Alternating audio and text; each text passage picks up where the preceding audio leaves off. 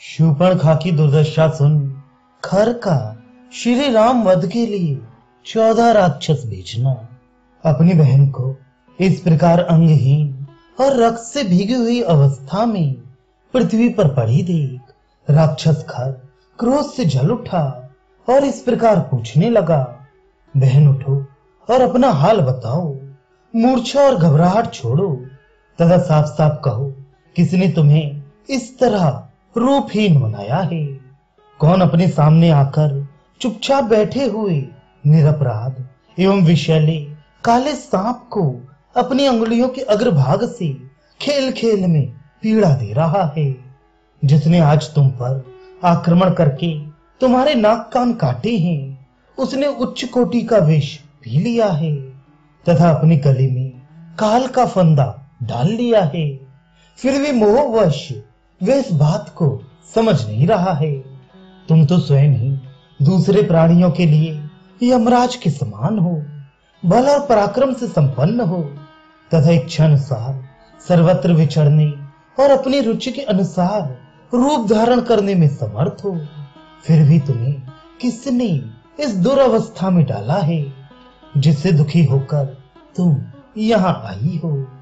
देवताओं, गंधर्वों, भूतों तथा महात्मा ऋषियों में ये कौन ऐसा महान बलशाली है जिसने तुम्हें रूपहीन बना दिया? संसार में तो मैं किसी को ऐसा नहीं देखता जो मेरा अप्रिय कर सके। देवताओं में सहस्त्र नेत्रधारी पाक शासन इंद्र भी ऐसा साहस कर सके, यह मुझे दिखाई नहीं देता। जैसे हंस जल में मिले हुए दूध को पी लेता है, उसी प्रकार मैं आज इन प्राणांतकारी बाणों से तुम्हारे अपराधी के शरीर से उसके प्राण ले लूंगा।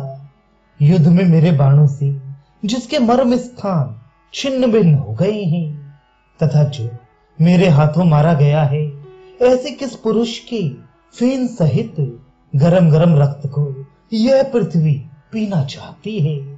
रणभूमि में मेरे द्वारा मारे गए किस व्यक्ति के शरीर से मांस कुतर कुतर कर ये हर्ष में भरे हुए झुंड के झुंड पक्षी खाएंगे, जिसे मैं महासमर में खींच लूं?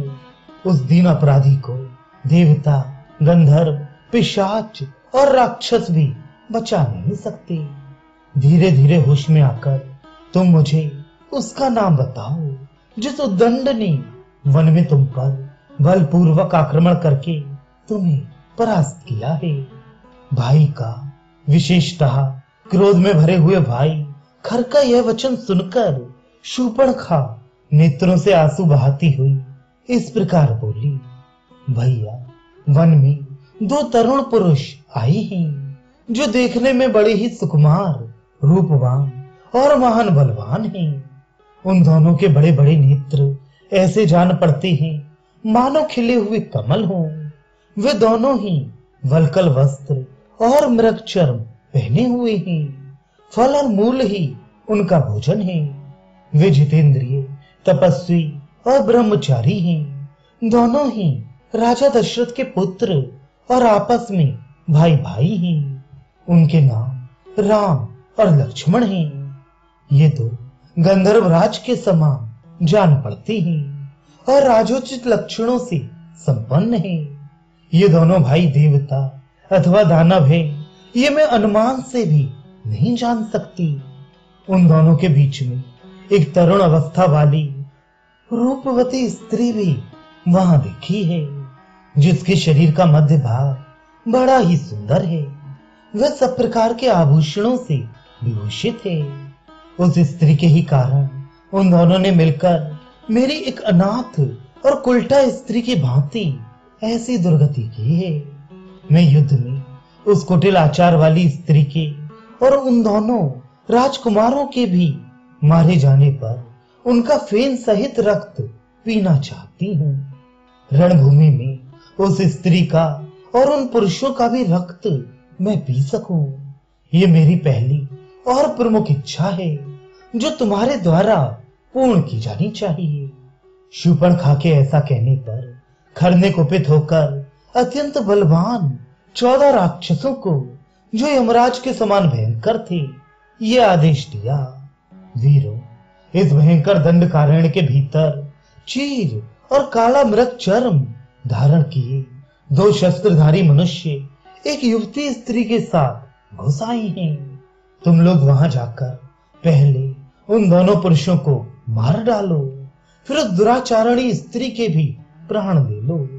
मेरी यह बहन उन तीनों का रक्त पिएगी।